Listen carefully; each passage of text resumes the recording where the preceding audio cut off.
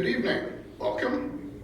The video of this meeting is streamed on YouTube and can be found through the village's Facebook page and website. I'd like to call the meeting to order and ask Clerk Saladino to call the roll. Trustee Augustine. Here. Trustee Gale. Here.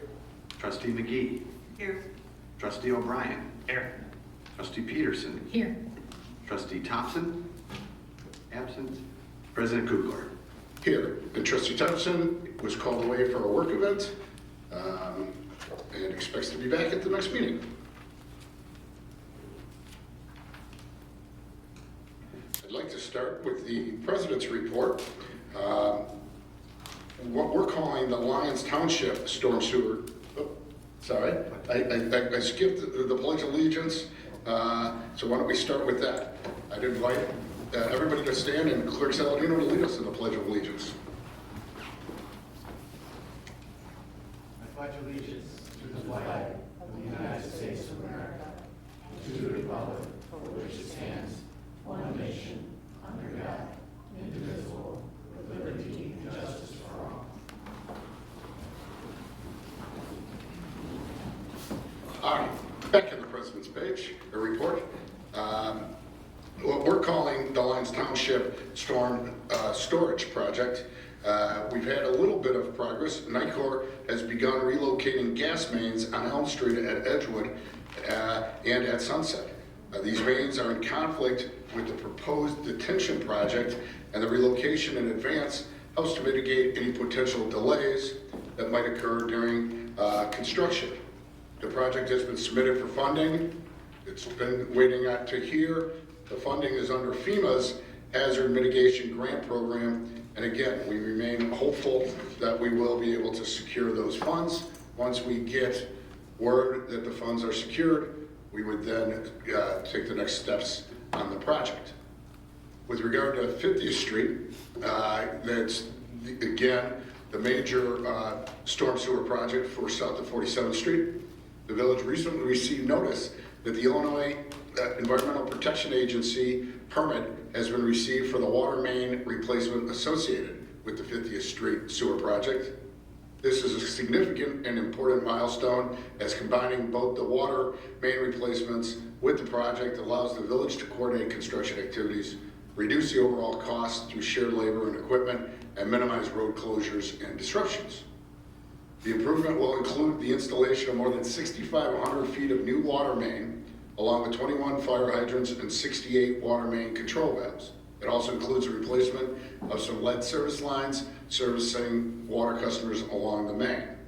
Permitting from the Illinois Department of Transportation and the Metropolitan Water Reclamation District remains, along with finalization of engineering plans with an anticipated bid letting this spring or summer. And we appreciate the community's patience and support of both these projects.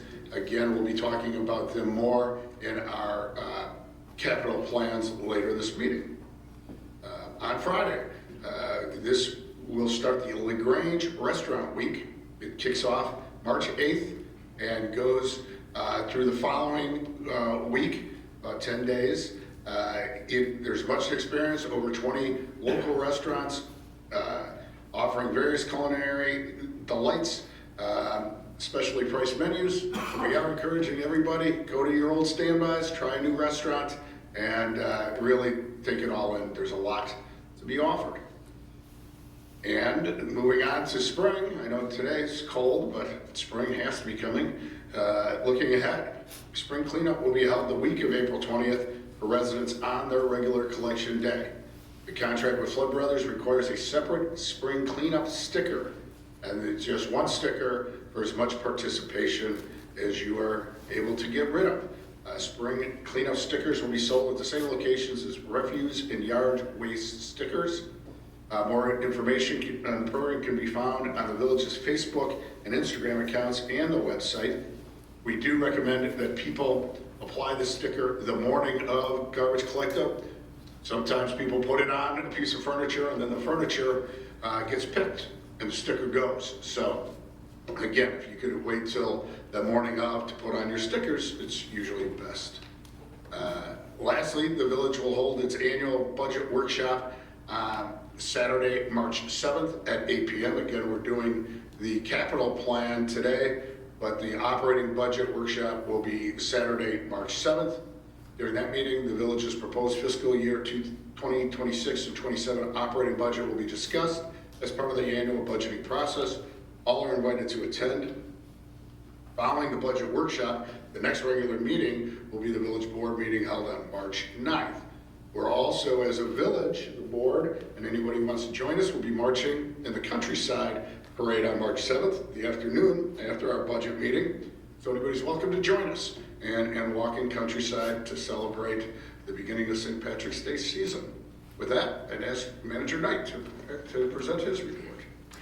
Thank you, President Kugler, and good evening, everyone. Item A under the manager's report is the proposed fiscal year 2026 to 27 capital improvement plan budget.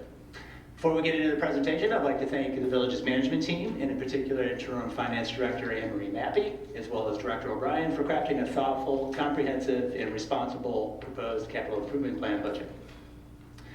To provide the appropriate context for the discussion, it's important to point out that well-maintained and improved infrastructure is a strategic priority found in the village's 2024 to 2027 strategic plan. In efforts to support this priority, the village has thoughtfully considered infrastructure needs and has planned for improvements and maintenance accordingly, all the while maintaining fiscal responsibility. The over $25 million plan includes large-scale projects requiring multiple years of construction to maintenance tasks just lasting a few weeks. It includes plans for construction of large stormwater conveyance systems on down to the replacement of data terminals and squad cars. Throughout the plan, you'll find that flood mitigation remains a high priority. You'll also find proposed investments in village roads, the water system, facilities, and vehicles. It's important to note that the village will be relying on funding from federal, state, and regional funding sources to execute on some of the proposed projects.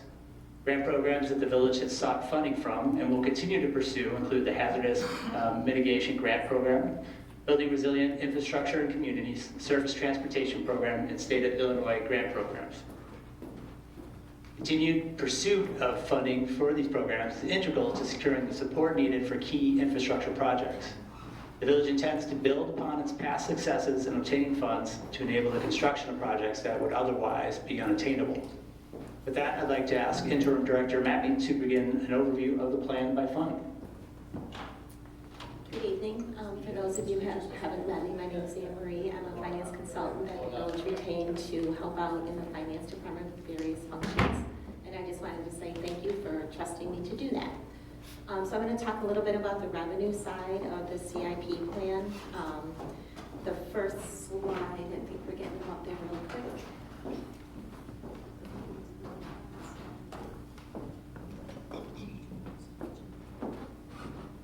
Okay, so here we are. So the planned improvements are just over $25 million in total across all funds. This investment is in infrastructure, equipment, and gives long-term stability to the village with its capital maintenance and replacement. The general fund has about $596,000 budgeted. That's mainly for building improvements across all village structures. The equipment replacement fund, a little bit over $2 million, and that is for the equipment for all departments. The CIP fund is your largest fund with a capital budget proposed for 26-27 of just over $16 million. And that consists of stormwater management, sewer maintenance, street maintenance, and improvement projects, as well as sidewalk improvements. The water and sewer funds are self-contained, they're self-supporting. The revenues of that fund are supposed to cover the cost of those funds. And improvements in those funds scheduled for 26-27 include landline replacements, water main improvements throughout the village, as well as pump station improvements. And the sewer fund, sewer lining and maintenance is budgeted in that fund.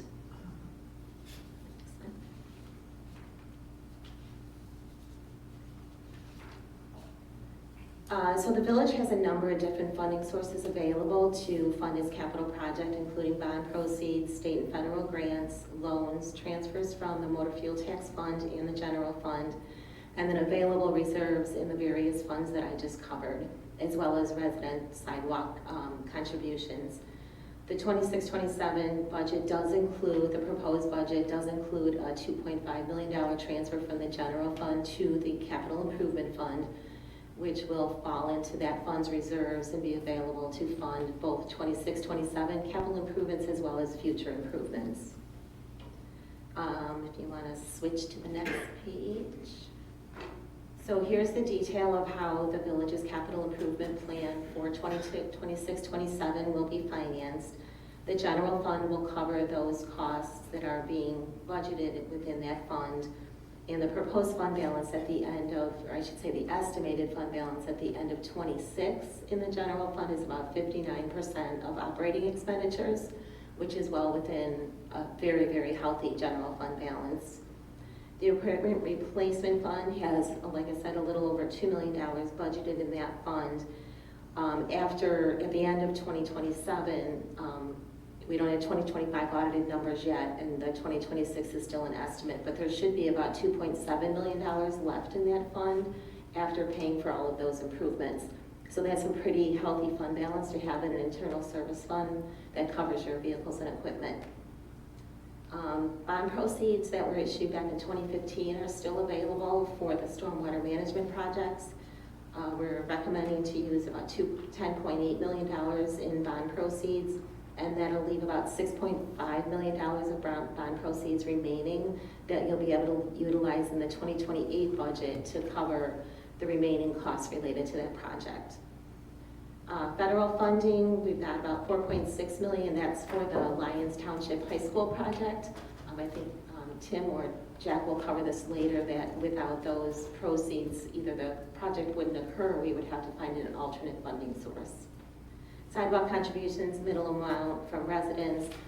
We're using a little bit of motor fuel tax to fund some projects within the CIP fund. We're using some capital reserves of about $1.2 million. That's a very healthy fund that is has that general fund contribution year after year, and that will still leave a significant fund balance in that fund. We've got some IEPA lead line loan of $4 million, and then water and sewer fund revenues reserves of $1.8 million, and then the sewer lining projects has a HUD grant of $500,000. If there's any questions?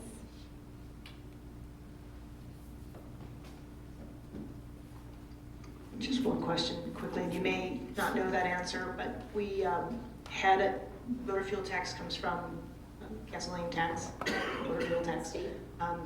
We had a combo McDonald's and a Shell, and that went away a year ago. Have we seen a significant, what's the shift in revenue from that source? Honestly, I don't know that off the top of my head, but I can check that out and let Jack know, and he can tell you guys. Okay, thank you.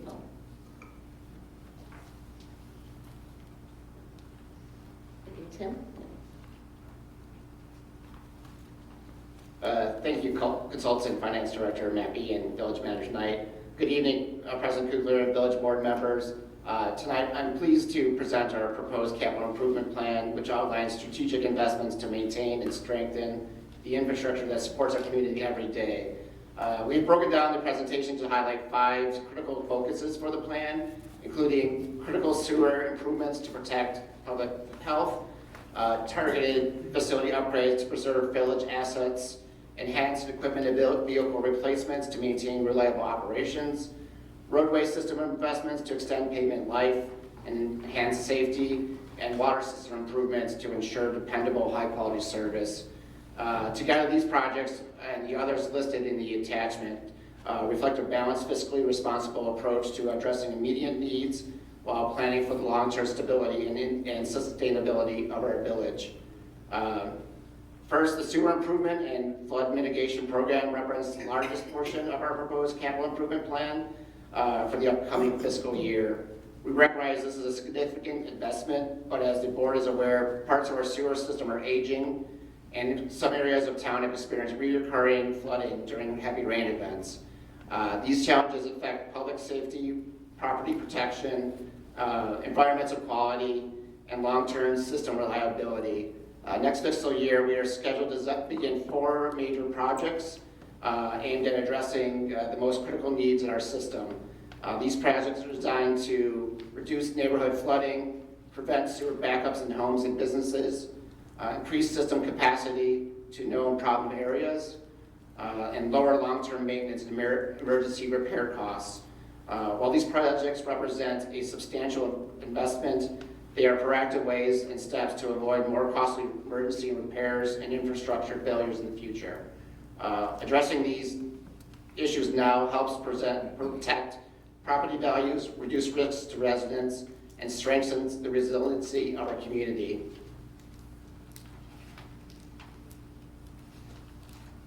Start off with the 50th Street storm sewer project in the South Basin, which is south of 47th Street. This consists of constructing trunk stormwater sewer from Stone Avenue to East Avenue, laterals to 5 depressional areas, outfall reconstruction, water main replacement, as well as an option for aggregate storage in the project excavation area and roadway resurfacing. The current estimate for the entire project, with all options for phase 1 and phase 2, is $36.8 million. Engineers have continued work on phase 1 of the 50th Street project, which is the main trunk line for the overall project. It includes outfall design, utility deconflicting, and new water and sewer trunk and lateral storage design, and participate in an iterative process of design with permitting agencies, MWRD and IDOT. The village has recently obtained the IEPA permit for this project, and design is nearly complete and is expected to begin in 2026. Engineers have also continued work on phase 2 of the 50th Street project, which will be the completion of the laterals and the other depressional areas. Currently, that project is 30% design stage and will be budgeted for construction in future years. MWRD has committed to cost sharing under the MWD Stormwater Partnership Program, which is expected to finance about 50% of the project's eligible construction costs, which excludes the village expenses for water main replacement. Terms of the partnership with MWD will be finalized as part of a intergovernmental agreement, or IGA. The village has continued to pursue grant funding available through MWD, FEMA, the state of Illinois, to offset the cost of this project.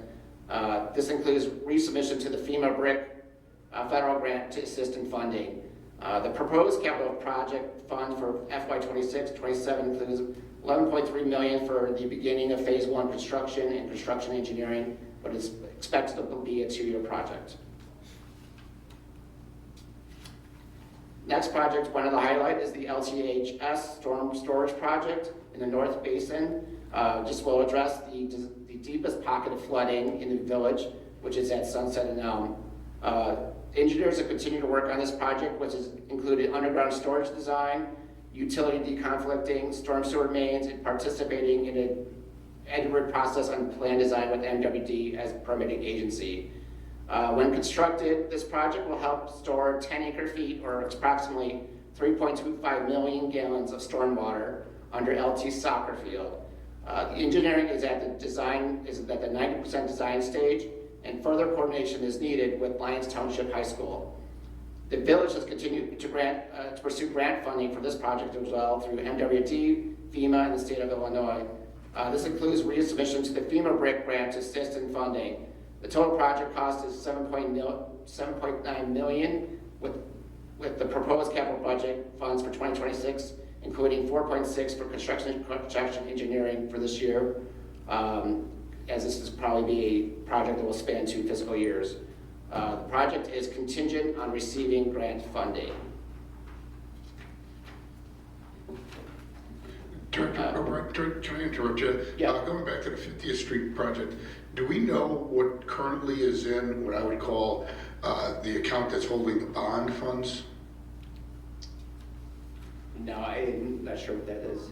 There's approximately about 16.7 million. 16.7? Okay. Next project is the U.S. Army Corps of Engineers sewer lining project. The village received an award of $2 million in federal funding to rehabilitate the sewers located in the village's North Basin. Engineering design is currently underway and nearing 90% design. Regular meetings between the village, its consultant engineer, and the Army Corps of Engineers occur to discuss and provide updates on the project. The project consists of sewer lining and point repairs. Although the project is on hold with the U.S. Corps of Engineers for review by their senior administration personnel, the village is hopeful to construct the project in 2026. Funding for lining and point repairs will route directly to the Army Corps of Engineers for the completed work. The proposed capital projects fund for FY 26-27 includes construction engineering, as well as an application of federal funds, which requires the village to commit to cost participation of at least 25% as a non-federal sponsor. This totals about $800,000 plus the construction management costs.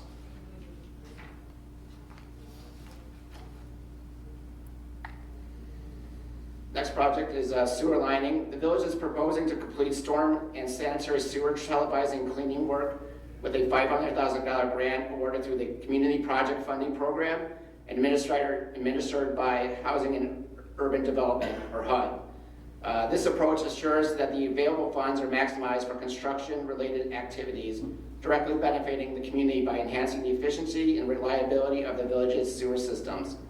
By cleaning the sewers, debris that has likely built up over several decades will be removed, increasing sewer capacity and helping to mitigate local flooding.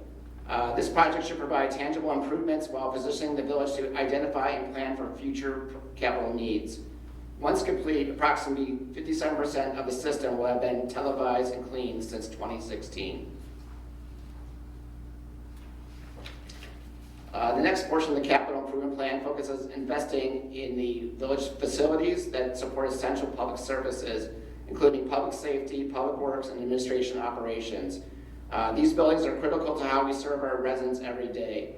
The proposed investments are not about expansion, but about responsible stewardship. Many of our facilities are aging and require planned improvements to remain safe, functional, and cost-effective. Addressing these needs proactively helps us avoid more expensive emergency repairs and ensures community of service.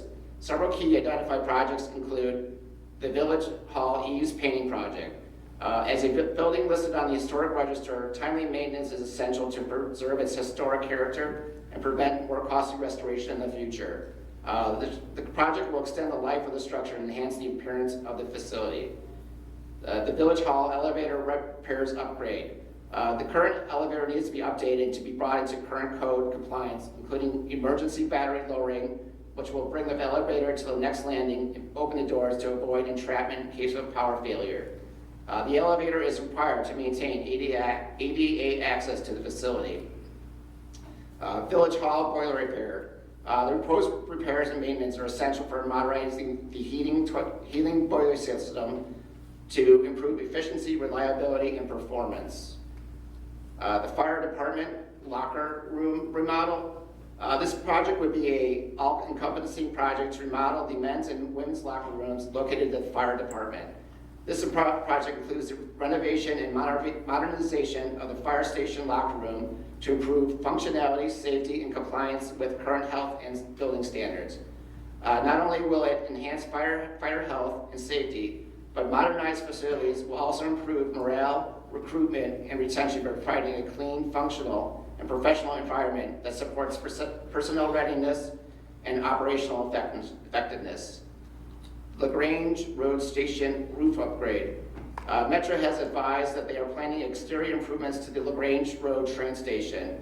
Design for this project has been started and construction is expected in 2026. Metro is seeking to install roof material that would restore the historical appearance of the station, which may require financial support from the village. Next up is our equipment and vehicle replacements. Our fleet is essential to delivering reliable services to residents, from emergency response to snow removal and infrastructure maintenance. These vehicles are tools that allow our staff to perform their duties safely and effectively. The proposed plan prioritizes preventative maintenance and schedule replacement based on age, condition, mileage, and repair history. Replacing vehicles at the appropriate time helps reduce breakdowns, avoid escalating repair costs, improve safety, and maintain dependable service levels. This approach approach reflects careful stewardship of public resources while ensuring the village can continue meeting operational demands. Some of the key vehicles and equipment replacements include the fire department's ambulance and 2 auto-loading stretchers. Ambulances are custom built with expensive medical communication and safety equipment. Costs this year will include a down payment to secure a place in line with actual possession of the ambulance occurring in future years. Also included are the police department's parking enforcement squad, investigative, and other administrative vehicles. Can we just delve a little deeper on these ambulance replacements? Because we have 2 of them and they're being replaced within 2 years. Why are we doing that, and how long have we had these? Like, didn't we buy one used or something, and with the idea that it was going to last? So I'm trying to figure out, maybe the chief can tell us, do we use one primarily and then one as a backup? Yeah, right now, the 2021 is the first line, that's 1115. We're proposing to replace the 2008, which is in conjunction with the replacement program that was delivered. It is industry standard. Then why do we need to replace, which will be the backup, the 2021 in 2028? So it's typically from 7 to 10 years as your frontline ambulance. By the time we took delivery of this, which will be in 3 to 4 years, that ambulance, the front line now will be 7 to 8 years old at that point. And then by the time we get the proposal in 28, we can push that back most likely to be more in line with the reserve end of it, but we weren't sure where that was gonna land. Yeah, I mean, that's my confusion when I see it, because I get it. You want within 7 to 10 years, you don't want your primary to be over that 7 to 10 year range. But if we get a new one, we're budgeting $450,000 this year, assuming we're spending that money, then that would be our front line. When we take delivery of it, which is in 2 to 3 years. That's some of the problem that we're seeing, obviously, is when we're trying to forecast this, is the delivery time and when we're gonna spend that money. Right, and then the other thing is, I really think as a village, we need to be communicating to our representatives, both down in Springfield and in DC, that we need an ambulance, and we're in the market of purchasing it and seeing what type of funding can come, because other towns have gotten grants and things of that nature. So I think that's important as we're getting serious about replacing an ambulance. So, thank you.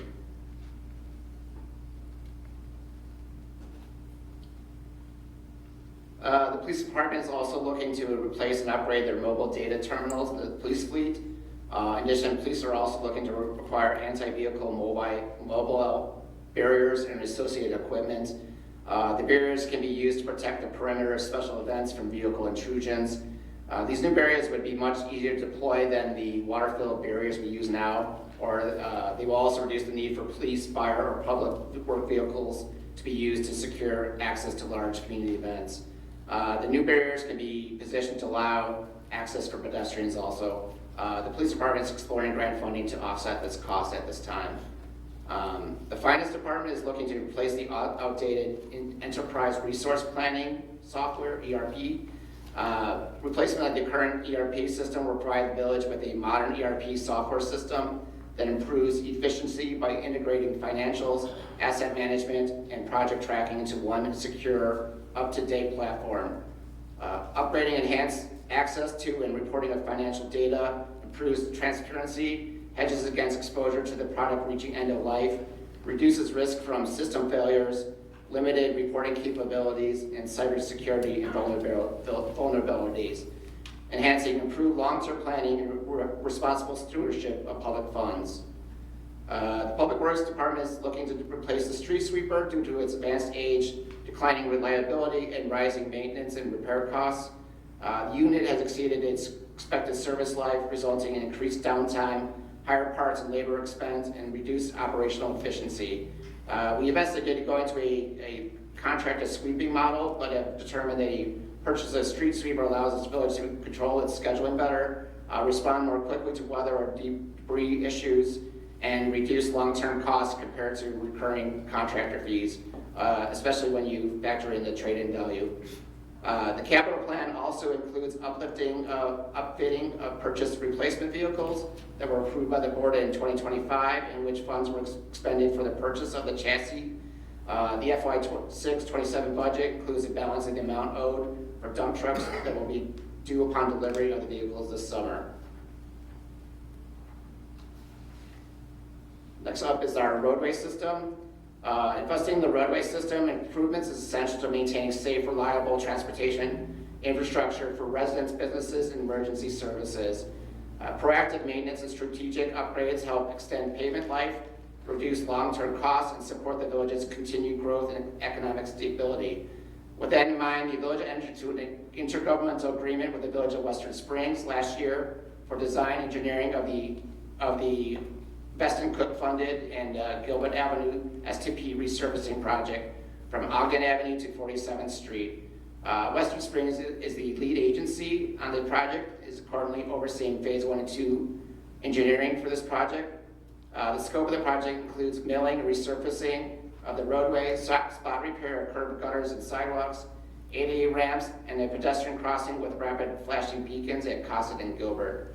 The project is on schedule to be bid in September 2026, and likely construction is in 2027. The 2021 street condition report found that 50.1% of the vehicle streets were rated at good or better condition.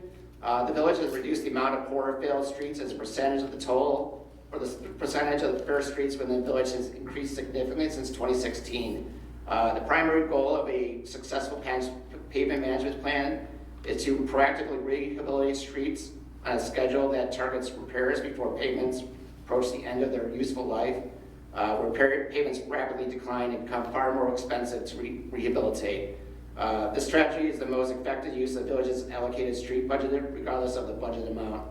Prioritization of streets and design will occur in FY 26-27 for the anticipated neighborhood street projects that will utilize the motor fuel tax funding in future fiscal years.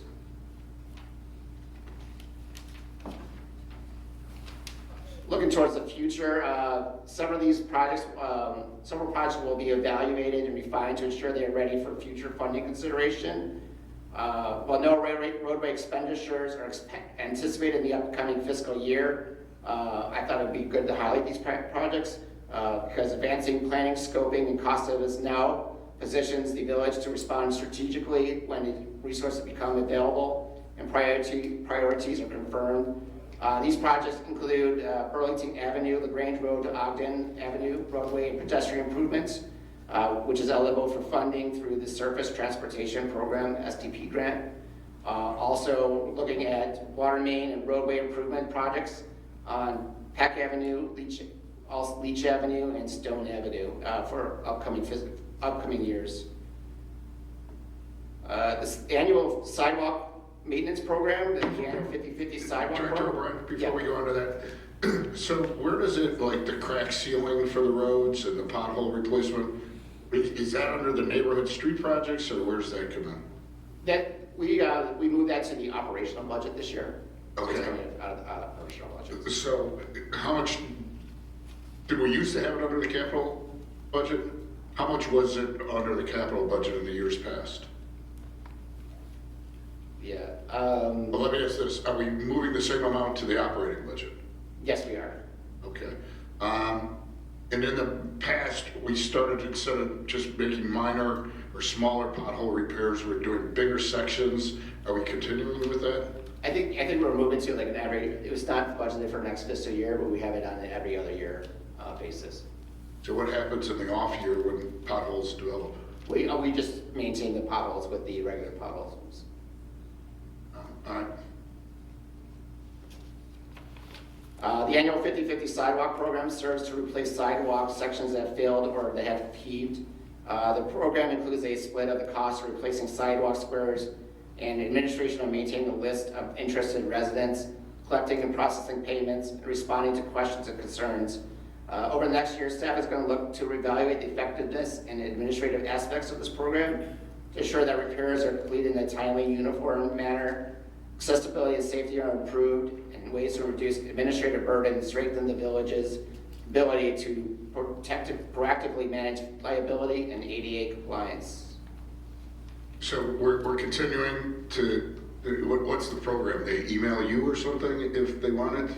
Yeah, residents email or call the Public Works, and then we maintain a list of interested residents. We go out there and see what they what they want done with their sidewalks, and then we calculate it, and then they write us a check for 50% of the cost.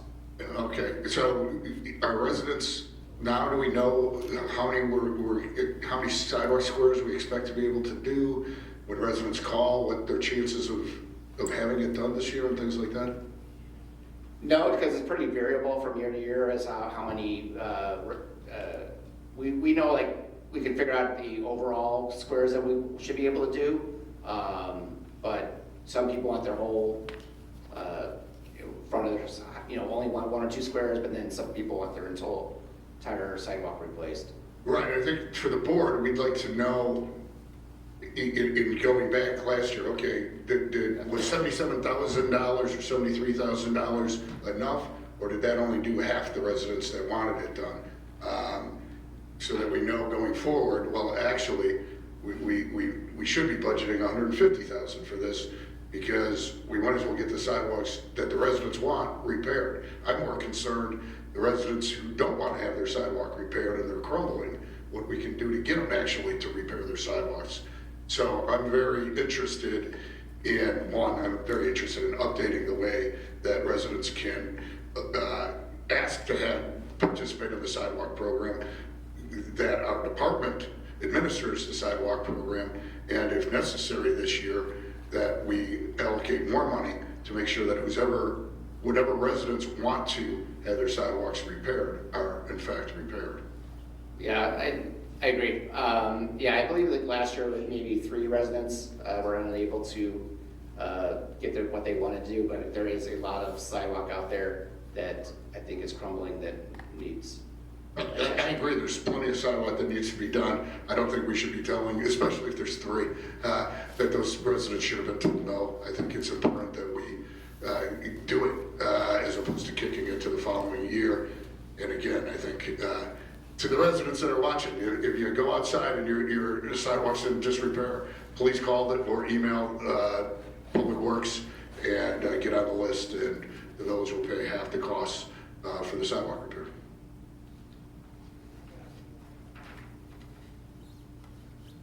Last up is our water fund.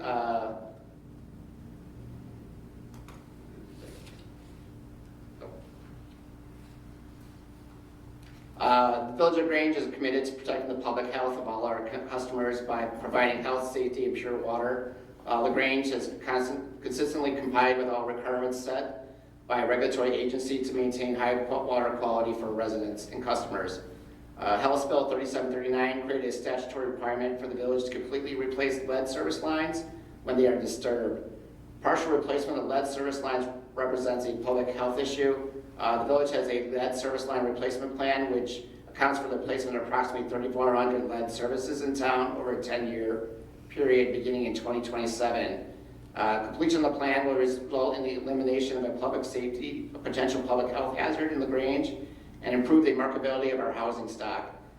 Staff will utilize low-interest or forgivable IEPA loans as much as feasible. IEP loans are the lowest cost financing solution to this problem at the moment. The proposed FY 26-27 budget includes $4 million for this program in anticipation of receiving IEPA funding. In 2025, the village completed the inspection of the village's reservoir and standpipe. As part of the study, several recommendations were made for repairs and improvements at the reservoir. In addition, the village plans to replace some meters and pumps at the pumping station. Placing water pumps and meters in the village pumping station improves reliability, efficiency, and results in long-term cost savings. New pumps operate more efficiently, reducing energy consumption and lowering operating costs. On this, the lead service line, I know that LaGrange has a lot of homes with still their lead service lines that need to be replaced. I know other villages are in the same position, especially in Illinois. And there's different ways that villages are going about it. I'd like us to explore if it would be possible for the village to either do some of the work in-house, or even, I know that they've gone a big improvement on equipment for trenchless, replacement of the lead sewer lines. Maybe even the village would purchase the equipment, and therefore lower the costs that the homeowner would have. I think it's important personally, and I know this is a policy decision for the board, but we've in the past charged homeowners for their section from the B-box to their house, and I think that's important that we continue to have them paying some of the costs for equity reasons. But maybe that's a way that we can move some on to our plate to make it more affordable to the homeowners. And so I'd like us to look into different ways we can do that. I had a question as well. I think it might be more for Jack. The IEPA loan for the lead service lines, do we know when decisions will be made with respect to that, or is that something still sort of pending? We anticipate that very soon. I don't know that I have the exact timing. We have our consultant Baxter at the moment helping us with the application materials. I think we just signed off on some additional forms last week. Do you happen to have a date in which the decisions will be made on that bypass funding? I thought though the bypass funding was late March, the decisions, but who was that? Okay. Yeah, so very soon. Yeah, all right, thanks. Hmm?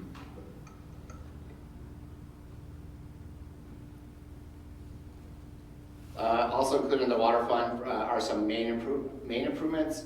While public works crews repair most of the water main breaks in the village, the capital plan includes a contingency for contractor performed water main repairs that ensure the village can respond quickly to complex or large-scale failures that exceed the capacity or availability of public works crews.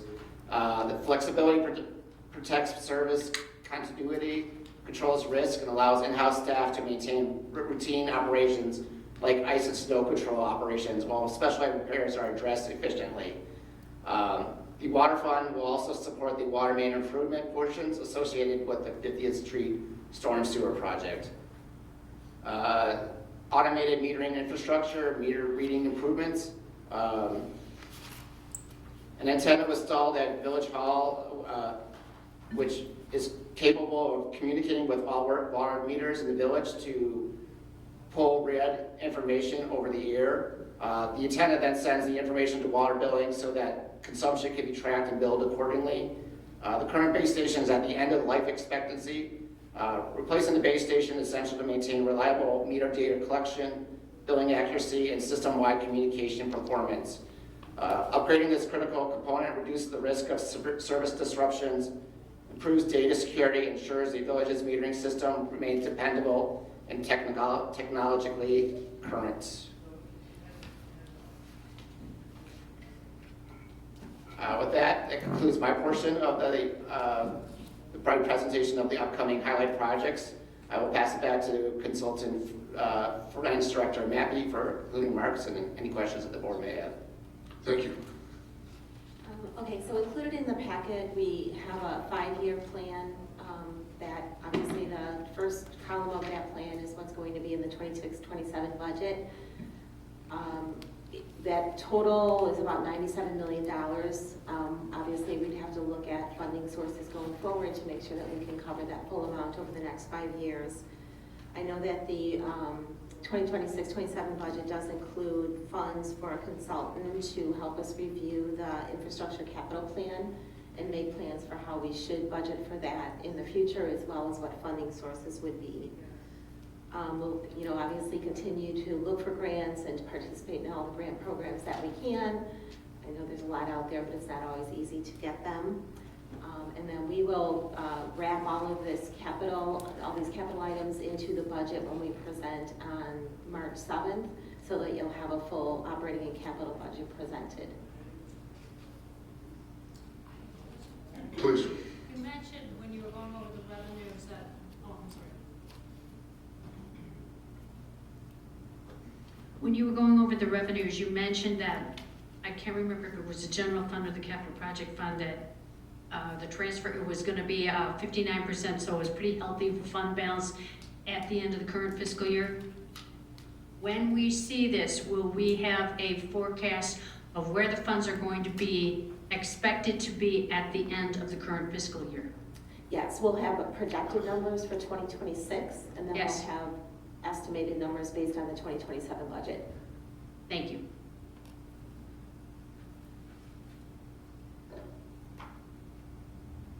Any other trustee questions? Are you done? Or- Yes, I'm done. Thank you, I appreciate that. Trustees, any other questions? I think it was it's a very specific one. It goes back to the water mains. And we used to always see a loss percentage of, water that we would get every year. Like, do we still track that? Do we know what that is currently? Basically, how much we lose from, it comes in and then X amount makes it to the house. We have that number. We could provide that with you. I don't have it off the top of my head. We had to submit that as part of a report to it was IDNR recently, so I have that number. Okay, you can share it. Yeah. Yep. Thank you, Trustee Gale. Again, I'd like to thank the staff and the village board for their contributions for a sound capital improvement plan and our budget for the upcoming year. With that, I'd like to request Clerk Saladino read the items on the consent agenda, followed by those under the current business.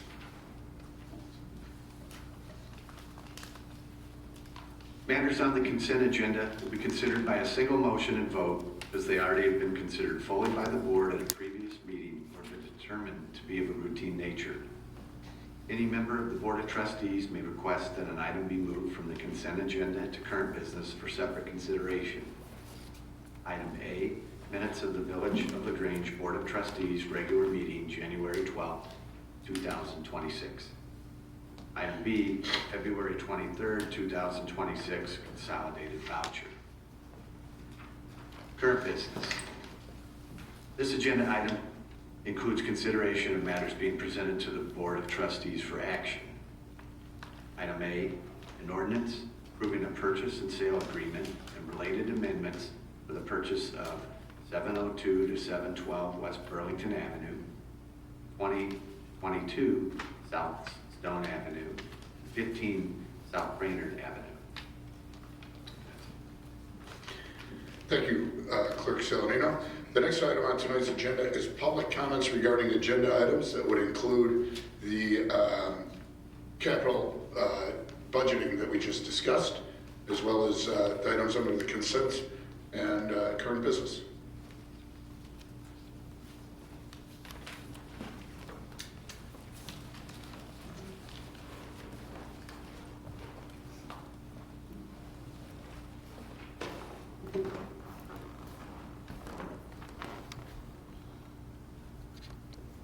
Jonathan Robinson, I'm a resident. Basically, my comments are for the property that's being purchased. Basically, the $915,000 is a lot of money compared to what our current parking properties are worth, and so I just want to make sure that everything got considered reasonably in consistency. So I just have a handful of questions to throw out to make sure that they got considered correctly. The biggest one is just how was that price determined? Was there a realtor or other professional present at that meeting session to offer information on pricing and such? Were there any appraisals performed? Whom were they performed by? And were they before or after the offer price was established? Since this is cash out of the parking fund, has someone carried out an analysis to assure that we still have sufficient reserves in those parking funds? This is a significant expenditure that wasn't expected. The short-term plan is obviously parking. Was there a long-term business plan for this investment made? If so, when and where will it be available for the public to review? What is that expected income for this property in the interim, as parking? What is the expected cost to the village will incur with these lots in regards to things like insurance, snow plowing, maintenance, new signage and striping, and all the other requirements? And the last thing I just want to note is this is the perfect example of once this has been approved, the meeting minutes for that closed meeting no longer need to be privileged. And so that portion of the meeting can be given back to the public.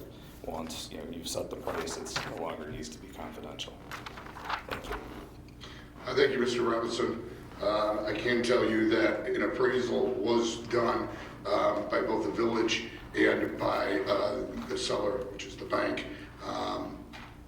And the idea, we own property in that area. We wanted to, since this property was available, we thought it made fiscal sense for the village to be the purchaser that will allow us more say in controlling any future development that goes on in that area.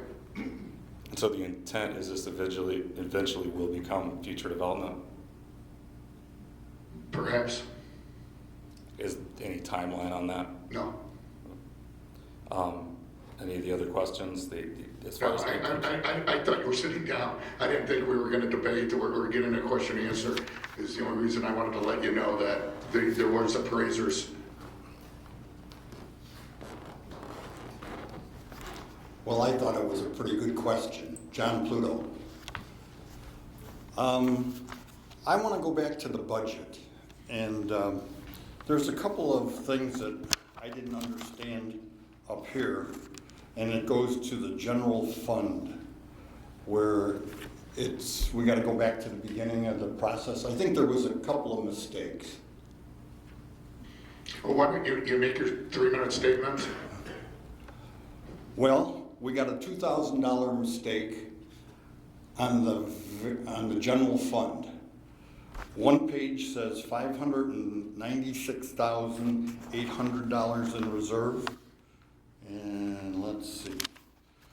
The other one says 598. Okay, which one is correct? And I take back my time while you're trying to figure that $2,000 mistake out.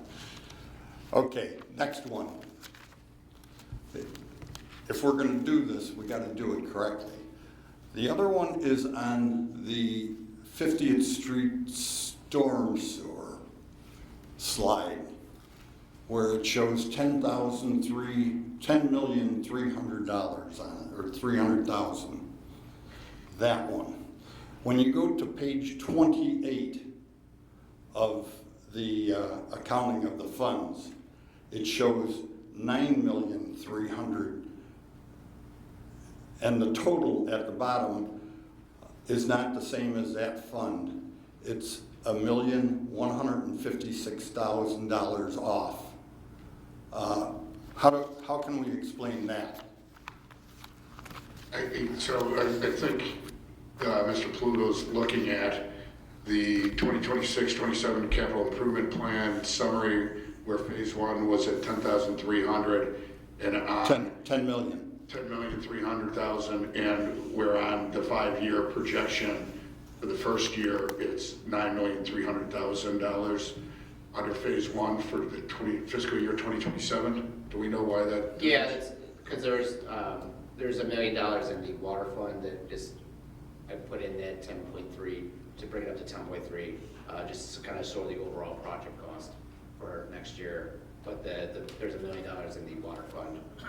Is there somewhere where I could get that information from so I could clear my records up at home? It should be on it. It's part of the package. Well, when it's... So, John, on that same page where you found the $9,300,000, if you look under the water fund, you'll see water main replacement 50th Street project phase 1, $1 million. So we can switch buckets, is what you're saying. We can move the money where we can do some creative accounting. Well, the money's coming from two different buckets, but yes. Well, water, okay. Well, you guys figure it out, and I'll ask you the next time to explain it to me. But I guess I got a question on the lead pipe service. And I understand that's not going to start till 2027, the lead pipe service replacement? Well, we've already started it. We've already replaced some lead service lines. Okay, did you guys get the $4 million loan from the No, environment? we just discussed that, and we're waiting to hear at the end of March, we're hoping to hear by. It appeared to me that on the budget, this budget, that was already money that was counted. Well, it's on the budget as we're hoping to have it awarded, but it has not been spent. But we don't have it yet. No, and nor has it been spent. Okay. But it's Just, budgeted. we're counting something that's not in the bank yet. Correct. We're looking Okay. into the future. If we get the money, this is how we're going to spend it. And I have your form that you sent to the EPA for the loan.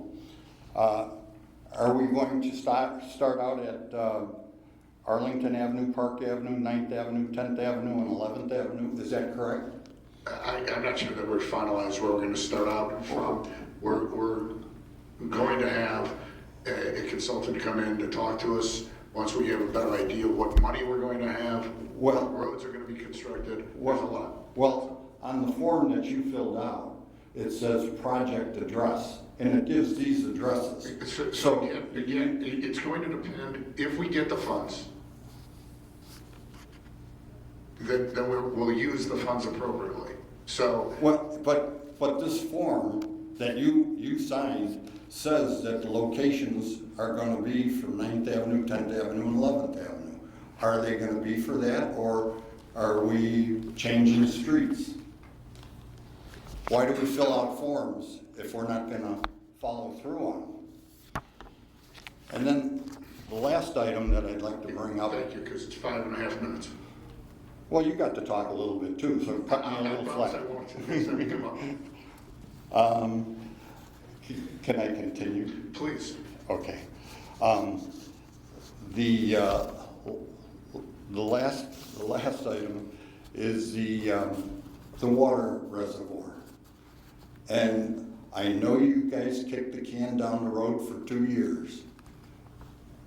So are we gonna get that thing cleaned and coated with a coating like in 2013, what D&N Tank recommended you to do to improve longevity of that tank? It's right next to the most active quarry in the state. And we need to protect that because we ain't got another one. Thanks for the extra time. Thank you.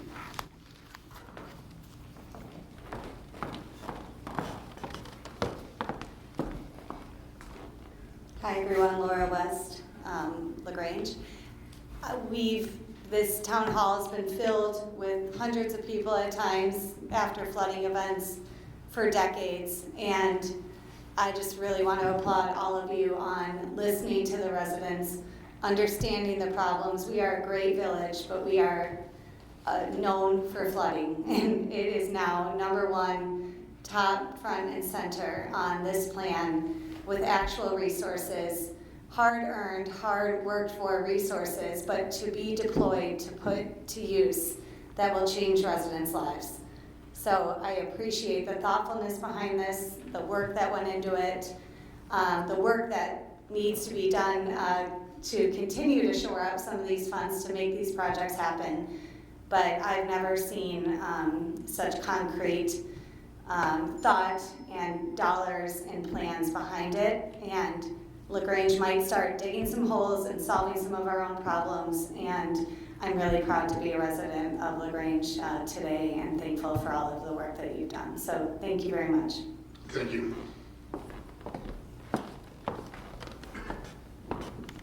Hi everyone, Al Foreman, 7th Avenue.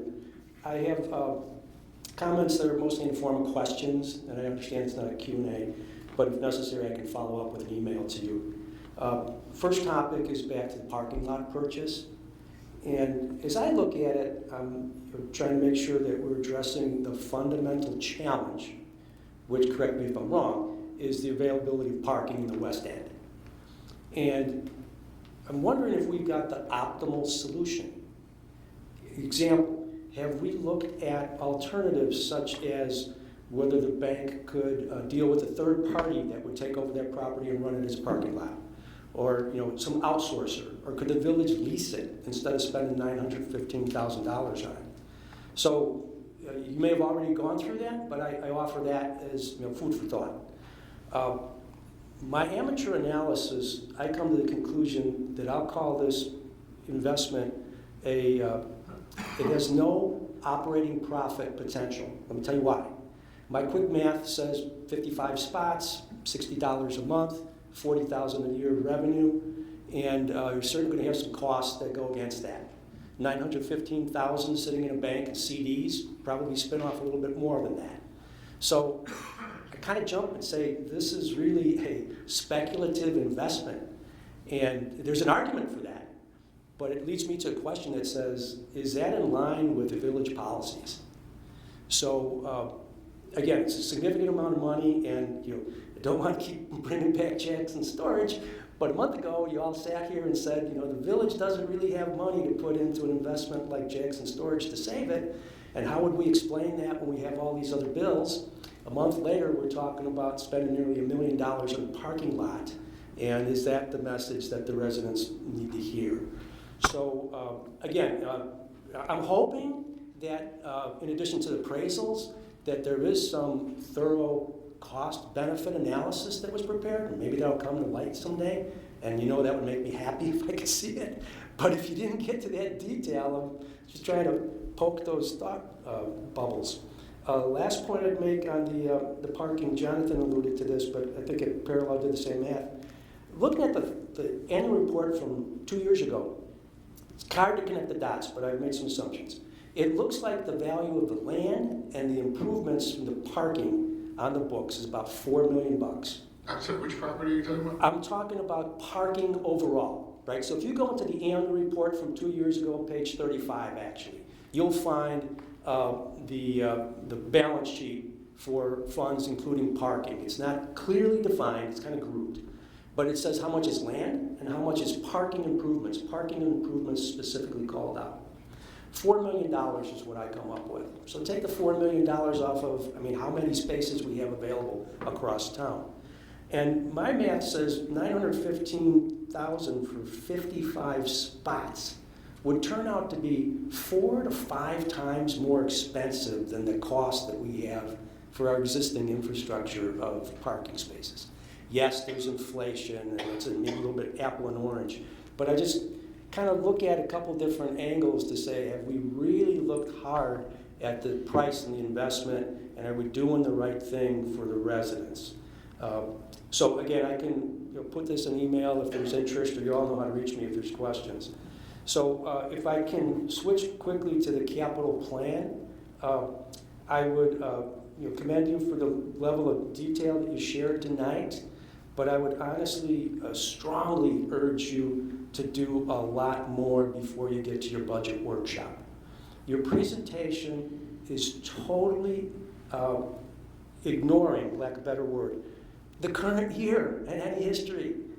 So we got a $25 million capital budget for next year. We had a $13 million capital budget for this current fiscal year. I have no idea how we're tracking against that. No idea of what may have been pushed from this year to next. So I think there's a little homework that should be done that kind of bridges history to where you're launching forward. And also, calling out in greater detail what our, I again strongly recommend that each project has its own fact sheet, like a timeline, where we're at, stage of completion, what are the dependencies, what are the risks, etc. And other things that you can kind of go back and audit yourself on. $4 million next year for 300 lead line replacements equates to $13,300 per home. What has been our experience on what's already been done? How does that number compare? Just again, trying to make sure that we're fiscally responsible. Other items that I think you could kind of just clean up with footnotes. The $2 million for Army Corps of Engineers, the $500,000 from HUD, that was in last year's budget. So as I read it, I don't know if that's a recurring number or if it's something, again, that's pushed from year to year. I look at the total $25 million that's required, and basically a third of the funds, I would say, are kind of like at risk, or maybe we learn soon about the Illinois EPA and the other federal funding. I can't be silent on the $360,000 for the finance software upgrade. I'll just give you this reference point. Looking at last year's budget for the finance department, expenses excluding payroll related were only $112,000. So yeah, there might be a huge investment that's required, and you might be taking us from the caveman days to the 20th century. So be it. But I just want to make sure you've done all your homework on that, and also be transparent about what that's going to cost in the future. Now, you may make an assumption that says, oh, that's going to turn into operating, software license recurring fees. But I think I saw someplace else where there's, like annual maintenance charges that are included in the capital budget. Whether you score it there or not, acknowledge it, because it's not going to be free.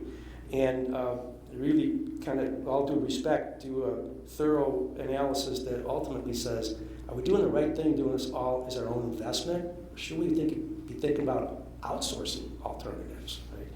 So the final point, and I'll walk away. I mentioned fact sheets. Again, those fact sheets I would recommend include the years, funding, alternatives, if any. And then final point is, if the lot is purchased, what, if any, capital improvements would that require that needs to be addressed in the next year? Thanks. Thank you. Just generally answering or addressing some of the things you raised. The property, the parking lot, is for sale. So we either buy it or somebody else buys it. We did not ask if the sellers were interested in leasing it to us. We know that they were interested in selling it. So, and we did not approach other people for a type of leasing agreement, because there's two things we're trying to do. We're trying to have parking, at least in the short term, that is a need, but we own other land adjacent to this. And this will allow us to have better control if and when it's appropriate for development. Okay. And so that is the idea. We probably wouldn't have done it had we not owned adjacent land. But because we own adjacent land, and there's at least in the near term a parking need, the board felt that it made sense to go ahead with the project. Again, it was appraised, it was purchased at the appraised amount. And so, will the property go up in value? Probably. And that's why we went ahead and purchased it. We definitely didn't look and say 55 spots can earn $60 a month, and what's the return there? We were looking at it as there is a need, and we own the adjacent property together. It makes sense for future development. Maybe in 10, 20, 40 years, we'll look back and that'll be the best decision we ever made, or maybe it won't, but the hope is it'll be a good decision. With regard to tracking last year's, we can't get into a back and forth, but okay. Dealing with last year's budget, I think that's a good point, and I would like to see that for both last year and then going forward. Okay, here was our capital budget last year. This is what we came into. These amounts were spent or weren't spent and are included in the following year. So I appreciate that suggestion. And then again, generally on the lead service line, we're very familiar with the costs historically on our lead service lines, as well as going forward, what people in the industry are saying. And again, it may be conservative. We may be able to do 320 houses, but it's in that ballpark that people are estimating. Again, it matters how many feet and things like that, but that's the cost. Okay, thank you. Any other comments on tonight's agenda? Can I ask what the adjacent property we own is? I'll talk to you after the meeting. What we can't do is what happened tonight, but you can come up and talk. And hopefully we can keep, somewhere Kirsten close Robinson, to 3 minutes. Resident. Yeah. What's the adjacent property? What is it? Yeah, what's the adjacent property to the... Do you want the address? Yeah, or just... It's a vacant property that's are you familiar with this area? So if I say Hunter's gas station repair shop? Absolutely. Okay, it's adjacent and behind that. Okay, thank you.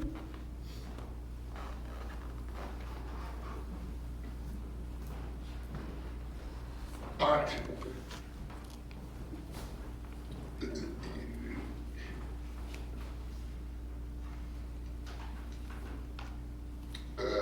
At this time, may I have a motion to approve the consent agenda in a second? I move for approval of the consent agenda as presented. Second. Thank you, Trustee Gale, Trustee O'Brien. Any discussion regarding the consent agenda? President Kukler, I recuse myself, as previously stated, on any agenda items having to do with the village prosecutor.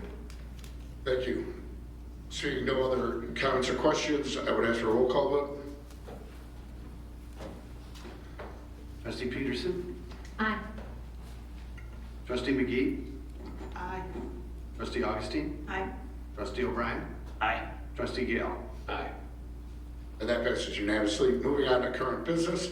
Under A, we have the purchase and sale agreement related to 702 to 712 Burlington and 20 to 22 South Stone, as well as 15 South Brainerd. And I'd ask Trustee Gale to present that. Thank you, Mr. President. Last year, FNBC Bank and Trust acquired property adjacent to their building and expanded their primary parking lot on the 600 block of West Burlington Avenue.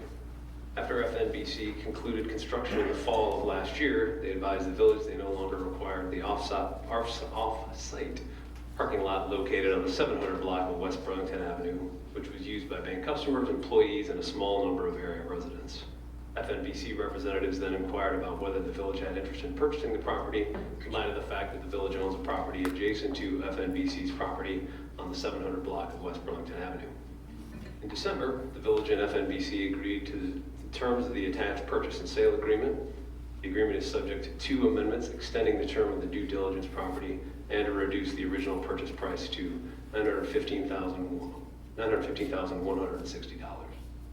The agreement, as amended and signed by FNBC and the village manager, is contingent on approval by the village board at an open meeting following the completion of due diligence. Should the purchase and sale agreement be approved, closing will be scheduled for next month. Following closing, the village plans to allow current parking accommodations to remain in place until May 31st, 2026, which will allow users of the lot time to make adjustments to meet their needs. Beginning June 1st, 2026, management of the available spaces will follow the village's 2022 parking study recommendations. Forthcoming regulations and requirements will be communicated to users of the lot and more broadly to the public as plans are finalized. Approval of the proposed purchase agreement will serve to advance several village goals, including increasing parking inventory in the West End, particularly for area employees, providing an opportunity to enhance the use of an existing village-owned parcel adjacent to the property proposed for acquisition, offering additional opportunity for the village to pursue goals set forth in the comprehensive plan, and addressing residents' long-term goal for the vitality of the West End. As an unanticipated expense, funds for this purchase were not included in the fiscal year 25-26 budget. However, funds are available in the parking fund or the $915,160 expense. And with that, I move for approval of the purchase and sale agreement as presented. Thanks. Thank you, Trustee Gale and Trustee O'Brien. Any discussion regarding this property? Thank you, President Kukler. Just to kind of clarify, because we've had some questions about this, and the sketch, the Exhibit A, I think, in here, which is kind of the black and white layout of the purchase space, it was a little hard to kind of tell what properties are there, but I think probably the audience understands the area we're talking about. For me, it wasn't an easy decision to just say yes to this opportunity, but as it was explained to me by staff and as we talked it over, it seemed like a very good idea, as President Kukler said and as the report states, to figure out how to make the best decisions regarding this very unusual piece of land. And I'm wondering, Charity, I'm looking at you and you know it, could you explain this and maybe just kind of paint a picture, or if you could pop that sketch onto the screen? It's a complicated piece. There's easements and there's areas that I think people may or may not have thought were their property, but are our property. So it's super unusual, and as was stated, had it not been for the village owning a piece of property in the middle of that section, it probably wouldn't have been offered to us and may not have been considered. But it's really short-term thoughts on parking, but long-term, this is a piece of land that has potential. We're not sure what will be done with it, but we want to be able to look at it, figure out what's best and be part of that conversation. Could you explain both the complications of that, of where our land is and maybe how long we've had a piece in there, and then what some of the ideas were that you presented to us when this first came up?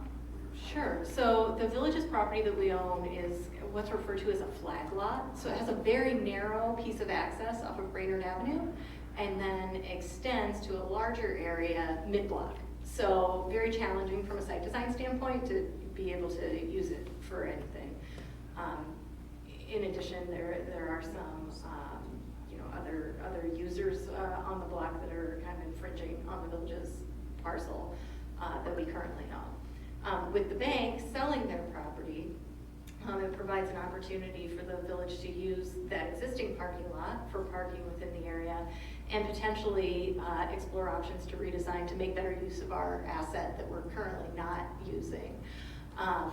As noted in the parking study, the west end, as distinct from the central business district, in the central business district, the village owns several properties that are used for parking. In the west end, the village owns no off-street parking facilities. The one off-street parking lot is not owned by the village. We have an arrangement with Metro whereby we can allow some use of it, but we have constraints. So this provides additional opportunities, primarily, as noted in the staff memo, to provide parking for employees and residents in the area who have really no daytime parking options available to them currently. And then in the long term, this block, this part of the block, is one that could help support the long-term goals for the vitality and development of the West End. And with any potential future redevelopment down the road, the more property owners that you have involved in that, the lower the likelihood of development happening at some point in the future, regardless of whether that's 10 or 20 years down the road. So knowing that the property was for sale, and if the village didn't buy it, someone else would, and we are already one of the property owners present on the block, reduces the disparate ownership. Great. So we see this, and it's an acquisition of an asset, and we know there's great value within it, and probably more value in the way that we might look at some alternatives for how to use it in the future. And that would, of course, be public information as this discussion continues. Thank you. Any other questions, comments? Seeing none, I'd ask for a roll call vote. Trustee Augustine? Aye. Trustee Gale? Aye. Trustee McGee? Aye. Trustee O'Brien? Aye. Trustee Peterson? Aye. And that passes unanimously. Thank you. Next up is public comments regarding matters not on tonight's agenda.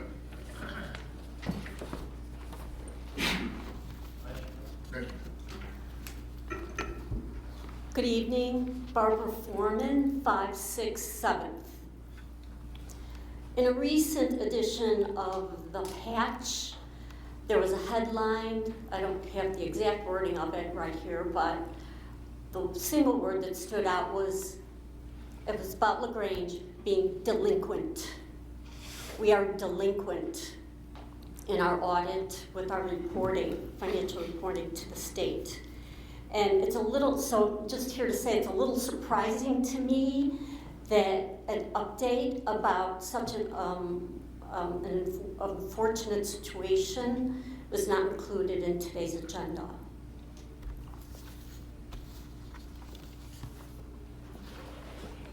Thank you, Ms. Foreman.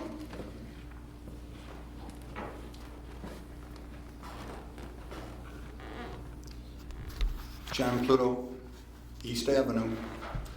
What I want to talk about is the reconstruction outfall for the planned 50th Street sewer. I haven't heard any word that we've gotten our quarry litigation done yet. How could we this year be planning on reconstructing out the outfall if we don't have the okay from the quarry? The court said we don't need their okay. Well, if you're gonna go over there and work over on their easement, I would think that you would have to have some type of credibility to go there and do it. It seems kind of like you're saying you're just gonna do it. It hasn't been finalized. There's no conclusion in it yet. It's still in appeals. And that's been since June 7th, 2023. So let's not beat around the bush here. Let's get our ducks in a row. May 1st, Baxter and Woodman, Burke have to present another meeting, and it's gonna be on this project because it says so in their contract.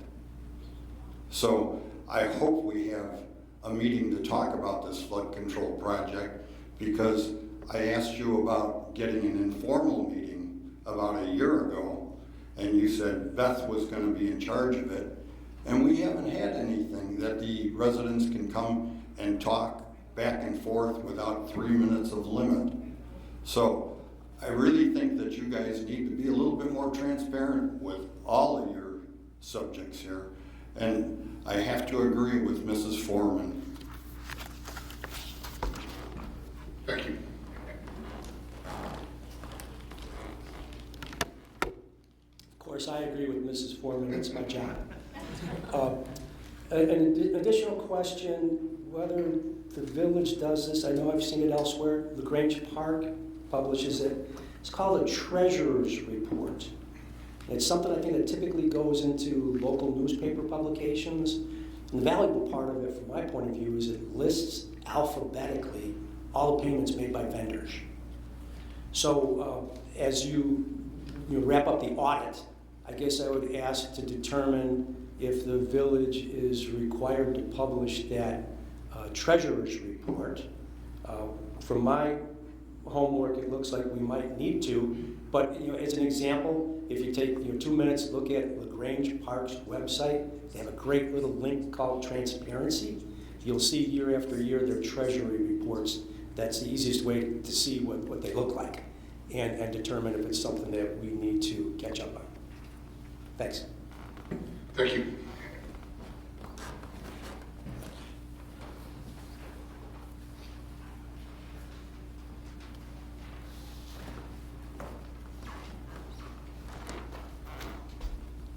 Jonathan Robinson, resident. I agree with Mrs. Foreman as well. It's disappointing to see that you can't explain it. We're days away from that final deadline with an extension. But it just also goes to show that this is the third time I'm up here asking for some update on when the comprehensive plan will become the new zoning plan. It's a very simple request. You have the president's report, you have the village manager's report. Give me some idea of when it's coming, when it'll happen, when we'll be participating, all those kind of things.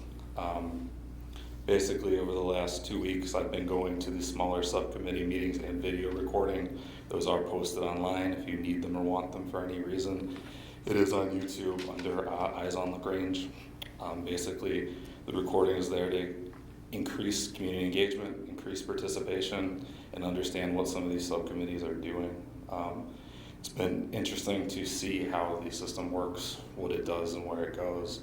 I made sure to take and summarize. There's a summary of all of those meetings in the video descriptions. So if you ever want to have a basic idea of what goes on in a community development meeting, those are there.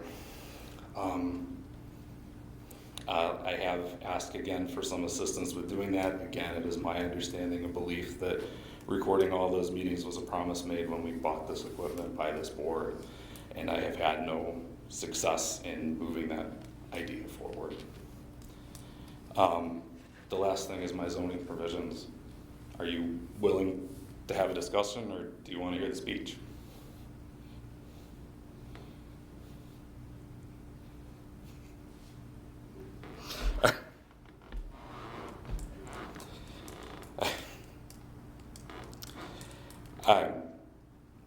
I have heard nothing back from the village president. It's obviously been 2 weeks since the last time I read him the email. Why I continue to go back to the village president is he is the one in control of the agenda. He's the one in control of the topics. And so in order to get on the agenda, that is my choice, or that's my only path. Like I say, all I'm truly trying to do is advocate for the people in my shoes in the past. When you guys voted on January 12th, my personal situation ended. The provisions have to do with not allowing large buildings as single-family homes. They're not retroactive. They're not going to do me any good whatsoever. I guess until somebody puts a 5-story building on my south lot line, but it's not for me. I did not enjoy the experience. And all I'd truly like to do is help the next person that comes along. The goal is to, change what I didn't like. And we were making great progress, but I can't justify spending money for it when it shouldn't be, when I'm just trying to advocate for my community. I sent the email to all the trustees. My request is that somebody make a motion, somebody put it on the agenda. Somebody do something to assist me, and I don't need a certain answer, but I do need consideration, and I would like it to be discussed and actually voted on. It can be voted no, I don't care, but there's no reason not to bring it up. There's no reason to explain to me. You have all the options in the world. To just ignore it is, you're discouraging anyone and everyone in this community from participating in this government, which is horrible. And so I just ask some trustee to help me out, to put something on the agenda to have a legitimate conversation so we can debate it. It doesn't need to be everything that goes through. You have every response, every possibility to restrict what I can and can't do with that moving forward. You can move them forward with yourselves without me, it doesn't matter, but something needs to keep going forward. I have petitions signed of 86, 126, 128, and 254 people. That's a lot of people. It's not just me standing here asking for these things. Recorded meetings is a lot. It's much bigger than me. You can dislike me, you cannot appreciate my attitude, my tone, or whatever, but the community spoke, the planning commission spoke, that those are the right ways to go. So I really could use some assistance in this, and thank you for your time. Thank you.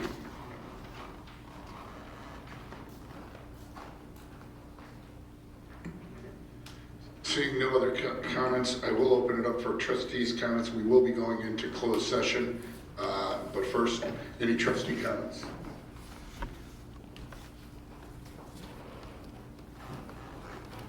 At this time, the village board intends to meet in closed session under section 2C1 of the,